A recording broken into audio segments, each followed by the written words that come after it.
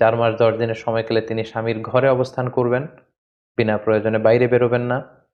তিনি খুব বেশি সাজসজ্জা করবেন না, মেকআপ করবেন না।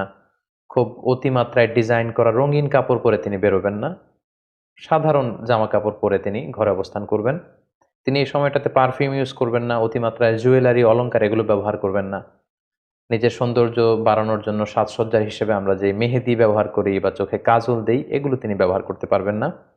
এবং এই লম্বা সময়ের মধ্যে তিনি সরাসরি বিবাহে আবদ্ধ হওয়ার মতো কোনো কাজ কিংবা বিবাহের প্রপোজাল বা বিবাহ নিয়ে কথাবার্তা এগুলোতেও তিনি জড়াবেন না। তবে জরুরি প্রয়োজনে তিনি তার স্বামীর ঘর থেকে বাইরে তিনি বেরোতে পারবেন। লেটস সে ডাক্তারের কাছে যদি কোনো অ্যাপয়েন্টমেন্ট থাকে অথবা তার জীবিকার জন্য যদি, যেহেতু স্বামী মারা গিয়েছে, উপার্জনের কোনো মাধ্যম নেই, তার নিজেকেই হয়তো উপার্জনের জন্য বের হতে হচ্ছে, কিংবা কোনো কিছু কেনাকাটার জন্য তার হয়তো আশেপাশে এমন কেউ নেই যেটা তাকে কেউ করে দিতে পারবে, সেক্ষেত্রে তিনি জরুরি প্রয়োজনে বের হতে পারবেন ইনশাআল্লাহ।